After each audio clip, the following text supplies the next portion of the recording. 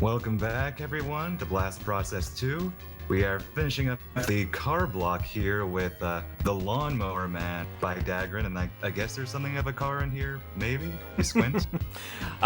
There's one car, maybe a couple other vehicles, and well, maybe something more along the lines of a plane. You know, just roll with it, right? Yeah.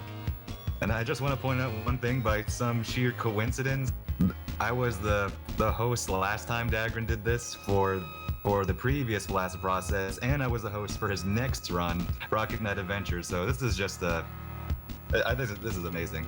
It's quite a coincidence. I know. So whenever you're ready. All right. So you can play as either one of these characters here. Doesn't really matter who. So we just select Pierce Brosnan because he's Pierce Brosnan. And in the Genesis version, you got choices between different difficulties. And but we opt for hard mode. It's really only beneficial for one reason or another. So we'll get started here in 3, 2, 1, go. Bye. So last time I played this game, I mentioned how this game was based off a movie, which was based off of a book. This is actually incorrect. It turns out the movie has no correlation with well, I don't even know if it's a book. I hear it's a short story. They are only similar by title name only. Turns out, though, the movie producers put Stephen King into the credits, and the guy went to court to say he could have his name taken off the credits. Wow. The more you know.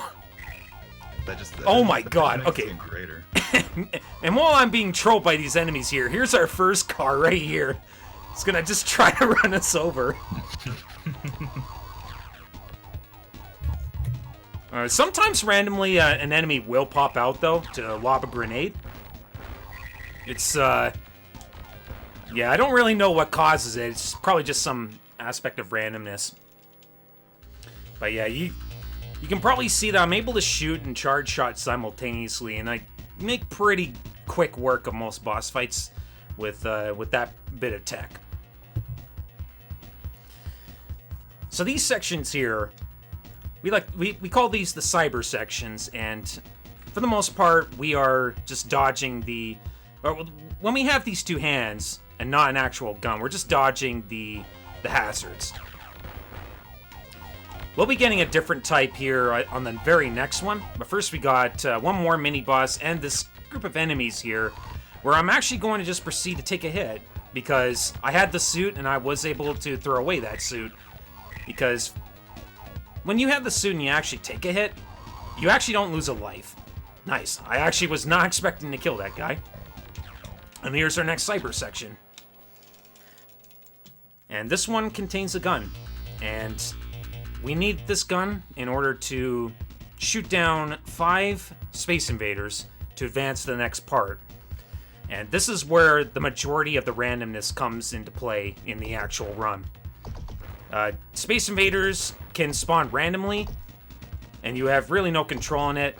Although in the Genesis version, they spawn in bigger numbers, so you kind of have a little more room to play with in order to get a decent result.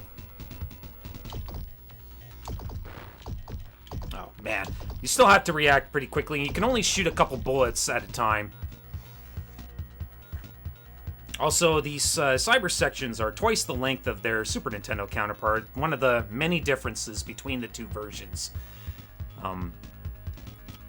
Last time, actually, I ran this game, we didn't really have any like separation of the leaderboards between the two versions. Now I actually made a change because now I figured out how to do variables in speedrun.com. So That's tricky. yeah, so now it has its own leaderboards, and it's any percent, 100%. And if you want to know what 100% is, there's these computer terminals that you have to, I guess, hack. And you got to do, I think, about 10 of them. You got to hack 10 of them in order to get the 100% on the results screen. I meant to ask, speaking of things that happened since your last run, has the run you're doing now changed in any way? Like anything found? It has, actually. It actually has, but it's all at the very end of the game. Oh. But it's a big one. It's a big one. It actually saved 30 seconds, and I actually can't believe I let it slide for as long as that. Like, I kind of just took for granted it was something you couldn't do because the task doesn't do it. So, yeah. Just, you'd be surprised how many tasks are just not optimized. And I swear, usually it's the games I run where the tasks just are not optimized. So this fight here is really terrible and very luck dependent. Especially this part of the fight here. I'm trying to wait for this guy to spawn here, and usually he's very quick to respawn by taking any sort of damage. He likes to leap back to the right.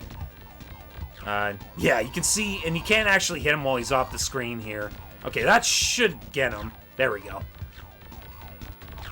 So that was not a very, very good fight on the luck side of things, but I did have a pretty good outing with the first part of it anyway. Actually don't think I took a hit either, which is kind of good luck, actually. Also, I want to take this time to apologize for both Cyber Run, which is this part here, and Cyber Tube. This is rough on the eyes.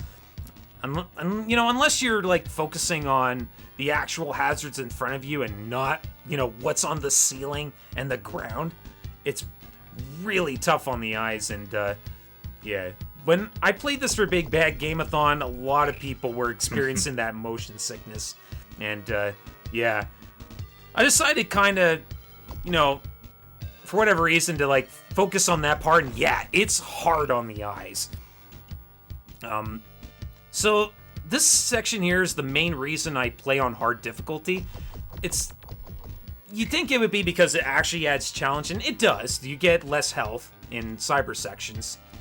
But the main reason is because in Cyber Run, we actually gain a lot of turbo rings throughout this entire section here.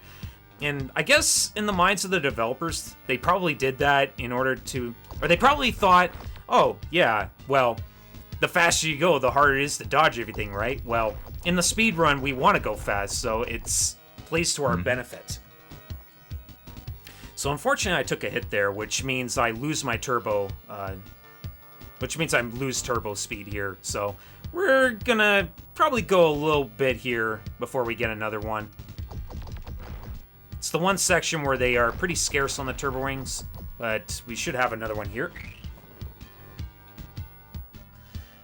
Thankfully, though, because I decided to do this at 30 FPS, it's probably a little easier on the eyes to watch me do this run, and it probably looks a lot better too, because when it comes to RTMP servers, I have to kind of stream at a lower bit rate just to make sure we aren't having these weird periodic drops of the stream.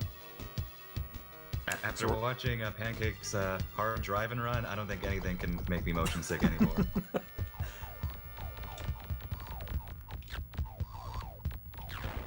Okay, so now we got our suit here, and we're about to enter yet another boss, or mini-boss fight here. Just gonna wait for that, and I'm gonna just try to get as much charge shot damage as I can on this guy. It's hard to actually hit this guy, and I'm just gonna wait for all these guys. Hit that magnetic pulse, that's actually an explosion, and it does a lot of damage. And I played it to good effect. Hello? I kept hitting the ceiling, dude. Oh. Yeah, sometimes this game likes to have barriers you can't cross. Pretty stellar game. Pretty stellar game. Yeah, so in case you're wondering, oh my god, it happened again. I ended up grabbing homing there, which is not what I wanted, but okay. We'll take it. So, in case you're confused, originally this game was going to be in the Awful Games block, but there was no room to slot it in because Sunday was just a very busy month, or a busy day for a lot of runners. Like, it was the day most people were available. So, my run kind of got relegated to today instead. Yeah, so I don't know exactly what this boss is supposed to be, but you're supposed to clear out the barriers. And then just avoid the gun that's trying to pursue you down.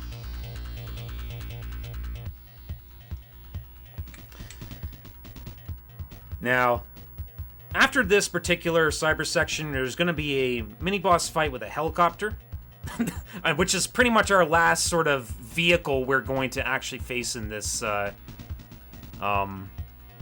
we're actually going to face in this particular game. But don't worry. Do not worry. We have some other special type of fights we're going to be facing that I'm pretty sure Adrian may or may not remember from last time. We'll see. If not, if I don't remember, it'll be a pleasant surprise all over again. Mm-hmm. Yeah, so just trying to trudge these missiles here. Wow, I'm actually surprised I didn't kill him there. Okay, there we go. So here's a nice little bit of interesting speed tech. If you actually hold charge and shoot simultaneously in this part, it actually despawns all the enemies in that section. It's a really strange glitch. I don't know why that happens, but it happens. Also, unfortunately, I have the suit, so I'm gonna get clipped into the ceiling again and not make that jump. Just something I have to expect every time I go into that section with the suit. You have a higher jump with the suit. That's what causes that. We're actually gonna take a little detour to get some CDs and grab our ring weapon here. And right before I get there, yeah, perfect. We're gonna do Concrete Jungle, which is actually not that bad. It looks... this one looks really difficult, but you actually don't have to move up and down at all. You just have to move left and right. For the most part, what kind of drew me to this game actually were these sections here, because they gave me the Star Fox vibes, and you know, I remember one of the games that kind of defined my childhood growing up, actually, and it was the outdated Star Fox for the Super Nintendo, and it looks awful nowadays, but you know, games like that and games exactly like it were a big part of me growing up. Also, that was a nice little bit of hidden tech I found. You shoot in that corner there, you actually get 4 free hits on Space Invaders. The only one in the game where it's not random. It's always consistent. Sadly, I wish the rest of it was consistent, but, you know. So, I mentioned, yeah, I've already mentioned how cyber sections are like twice the length. Each cycle of this particular war zone is 3 sections of shooting, so we have to go through this. We have to do like 6 sections of shooting here, so it's pretty lengthy. Also, try to ignore that mountain there. It's this game's kind of unfinished. Just one of those things. This version of the game came out after the Super Nintendo version. It's a little bit rushed. Just a little bit. They did manage, though, to fix the balancing of the cyber sections, in that they actually leave the hardest ones last. So that's one thing I think this version did do right. So after this section here will be the end, and then we're gonna face our next mini boss here. which I don't think I'm going to be able to get enough CDs to get my suit back. Oh, nope. Looks like we're not. Alright, so this is going to be interesting. I hope I don't take a hit here, but it won't matter if I do, because I do get another chance at a ring weapon after this fight, so I like to call these the bullet hell bees. It's very tough to actually dodge them. I got pretty good patterns from them, but they can give you almost unblockable patterns, and it's pretty rough when it happens. I should probably get as much C's as I can. There we go. So I got my suit back, and this is pretty important, because I'm going to do a little something special here that I just thought about, actually, today.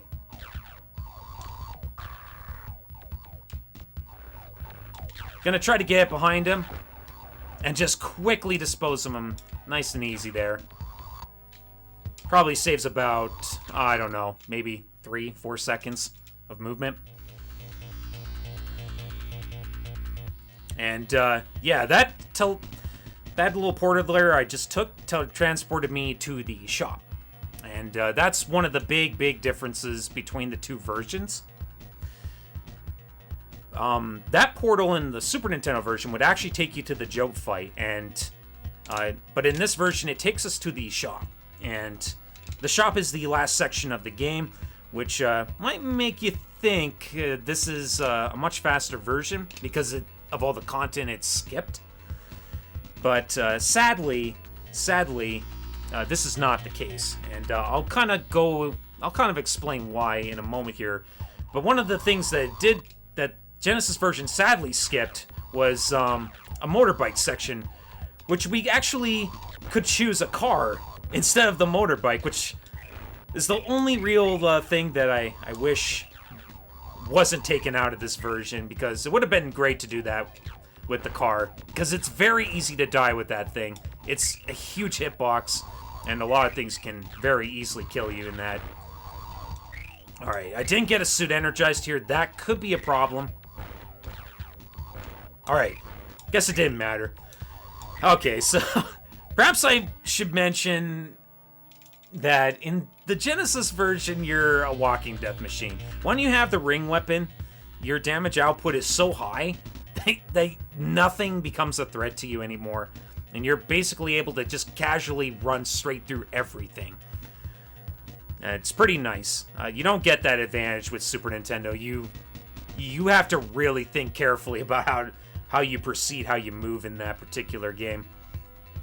So is the Super Nintendo version a harder version, or is it like a give and take? One part's harder in one version, but another part balances out in the I believe in early game Genesis version is harder, but in the later game SNES version is harder. Just due to the fact just due to the buff to ring weapon, really. That's primarily the big thing. Gonna take that health, actually. That's probably a smart plan. So, and I'll go more into that in a little bit here. But the main reason why the Genesis version is actually slower is because, again, the cyber sections are double the length. While the... Come on, dude. While the, oh, man, nice play. Nice play. While the SNES version does have, that extra auto-scroller, the Genesis version has, a lengthy auto-scroller of its own that we have not gotten to yet. And that's, like, the primary reason. It's, wow! I actually didn't make that jump. Alright, well, that's okay. Well, we'll take that death. And, I'm trying to remember the other reason. Oh, that's right. SNES version is more broken. There's actually skips in that game. Like, you can actually despawn fights in that game. And just from simply, overloading the sprite limit. Actually despawns the boss fights entirely. So... But with that being said, those were the three major reasons. This section here is very dangerous. The Space Invaders are very, very aggressive here, and If I take even one full line of damage from their fire, from just one single line of fire, I can lose my entire health bar. And I guess I haven't explained that. The triangles right above my left arm there, that is my health bar. So if I'm out of triangles, I'm one hit from death.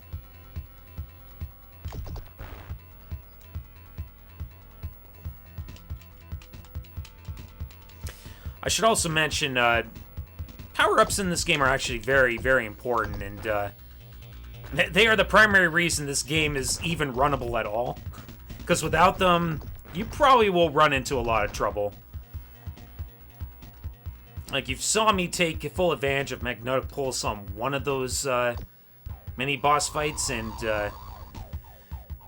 I do take advantage of the invincibility power-up, which is the suit energized. Kind of gives me like 5 seconds of invincibility. I'm actually gonna take this, and hopefully I don't have an enemy waiting down below. Okay. Actually gonna take this. Did not get a suit energized here. Yeah. Yeah, so unfortunately I have to end up waiting for these guys. Alright. So, last cyber section here in the first-person perspective. This is Cosmic City. And probably the one that gives the greatest vibes of Star Fox. Because it definitely resembles Sector X, Sector Z, however you want to...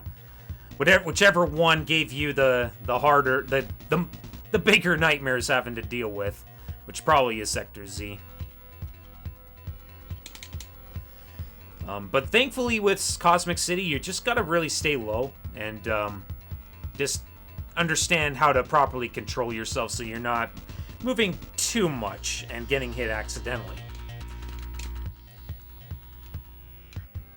Okay, so now comes probably the part that is the most rough on people's eyes, and that is Cybertube. This is... I think 3.5, 4 minute long section, and there's a lot of me turning and spinning. That is very, very, yeah, not pleasant on the eyes. And being that it is like a 3.5, 4 minute long section, it, you know, you probably got like some time to like do other things other than watch what's going on the screen here. But I guess I'll take this time now to explain the big changes from the last time I did this run. And that is with the final boss of the game, Job. So, I remember I mentioned about how health value is completely random on that fight. I have found out that that's not true. So that I found out one of the things I gave grief about this game for turned out to not be true. And what determines your health value entering that fight is how many lives you have. If you have, say, 3 lives, you have, I believe, you start with 4 ships worth of health. If you're down to 2, it's 3. You're down to 1, it's 2, and then if you have no lives left, you're down to just 1 ship of health. So that's the main factor to the health values entering the fight. So that was the first big discovery. But the main reason and what causes it to save 30 seconds was the fact you can mash the fight. I know, really stupid. I actually can't believe I even overlooked that possibility. But yeah, you can just mash the fight and get through it much faster. And you'll probably see me go through all sorts of different mashing methods in order to not tire myself out, because this can still be a pretty long fight. Simple solutions to problems. Yep. But the Joe fight's mostly just bobbing and weaving, and then trying to chase him away so that you can actually damage what is like green hexagons and stuff. You'll probably get a better idea once we get there. But trying to think what else I haven't discussed with that fight.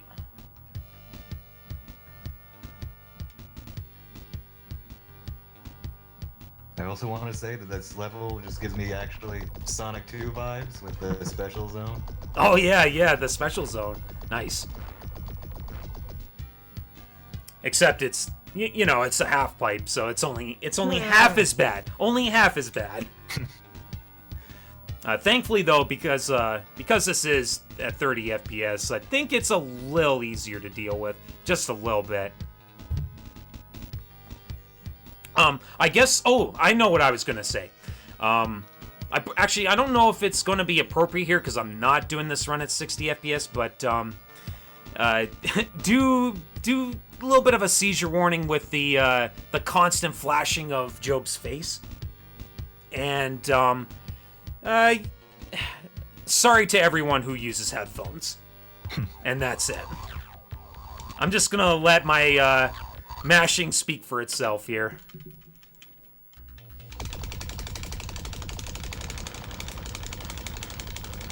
So you can actually stand still because this eye attack actually will not hit.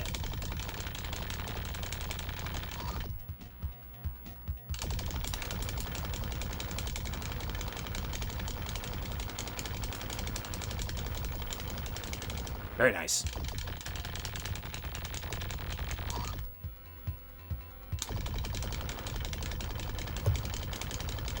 Yeah, so that face attack, he's trying to... Wow. Oh, wow. Yeah, that little face attack where he's just kind of going right up at me, it's not really doing anything. Wow, my mashing is off. So, time to change it up. Time for regular thumb mash. The old tried and true thumb mash. Get out of here. Wow.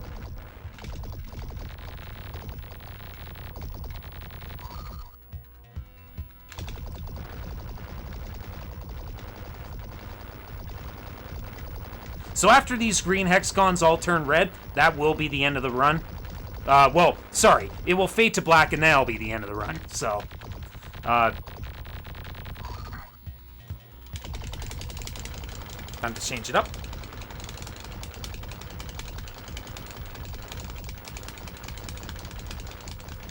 You can see it's kind of a bit of an exhausting fight. Wow, I can't believe he got that hit.